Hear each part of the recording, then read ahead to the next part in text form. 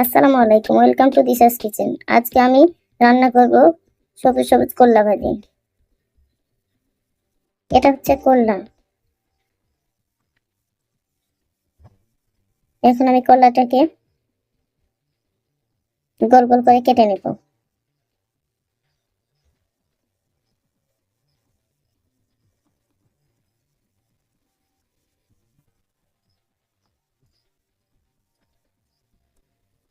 আমি খুব একটা চিকন করে কাটিনি, হালকা একটু মোটা মোটা কেটেছি। আপনারা আপনাদের মতো চিকন করেও কেটে নিতে পারেন।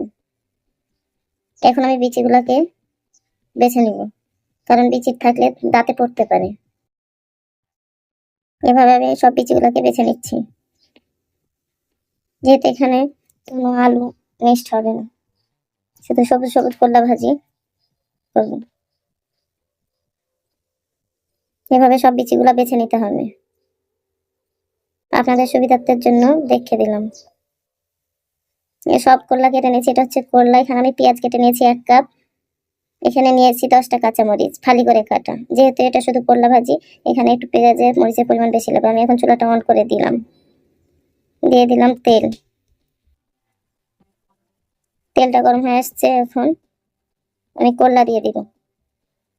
আপনারা আপনাদের মতো তেল দিতে পারেন, কেউ ভাজিতে তেল বেশি খেতে পারেন, কেউ কম খেতে পারেন। আমি এখানে একটু বেশি পরিমাণ তেল দিয়েছি, 10 চামচের মতো। এখন সব করলাগুলা দিয়ে দিলাম, দিয়ে দিচ্ছি কেটে রাখা মরিচগুলা। যেহেতু সবুজ সবুজ করলা ভাজি, এখানে একটু কাঁচামরিচের পরিমাণ বেশি লাগবে। ঢাকনা দিয়ে ঢেকে দিলাম, চুলের পাওয়ারটা একটু কমিয়ে দিলাম। এবার একটু ঢাকনা উঠে করলাগুলোকে নেড়ে দিব, ওপর নিচ করে দিচ্ছি।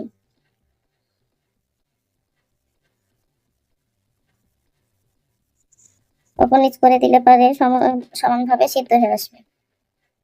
যেহেতু আমি এখানে একটু মোটা মোটা করে কেটেছি, ওই জন্য চুলার পাওয়ারটা কমিয়ে দিয়েছি। আপনারা চাইলে চিকন করেও কাটতে পারেন। যেহেতু আমাদের এখন বাংলাদেশে ডায়াবেটিক্সের রোগী বেশি, এই জন্যই আলু ছাড়া সবুজ সবুজ করলা ভাজি। আবার ঢাকনা দিয়ে ঢেকে দিলাম, আবারও 5 মিনিট পর ঢাকনা উঠে দিয়ে দিব এখন লবণ। এখানে আমি দিয়ে দিচ্ছি লবণ 1 চামচের মতো। আবারও সামান্য একটু অ্যাড করলাম, দিয়ে দিচ্ছি হালকা একটু হলুদের গুঁড়া।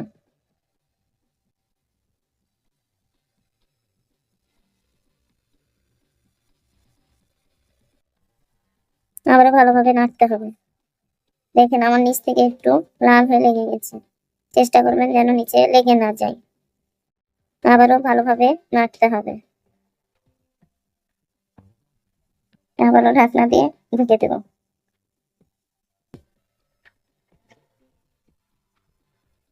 5 মিনিট পর আবার ঢাকনাটাকে উঠালাম, আবারও ভালোভাবে নেড়ে দিচ্ছি। এখন দিয়ে দেবো কেটে রাখা পেঁয়াজ। এখানে আমি 1 কাপের মতো পেঁয়াজ কুচি করে রেখেছি, কারণ যেহেতু এটা শুধু করলা ভাজি, এখানে একটু বেশি পেঁয়াজ লাগবে। বেশি পেঁয়াজ দিলে করলাটা তিতা তিতা লাগবে না, ছোট বড় সবাই খেতে পারবে।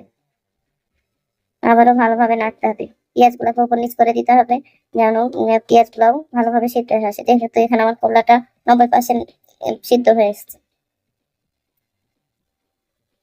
আবার ভালোভাবে নাড়ছি,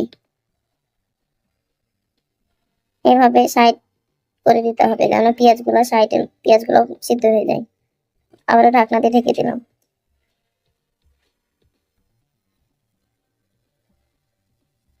দেখেন আমার করলা ভাজিটা কিন্তু হয়ে এসছে,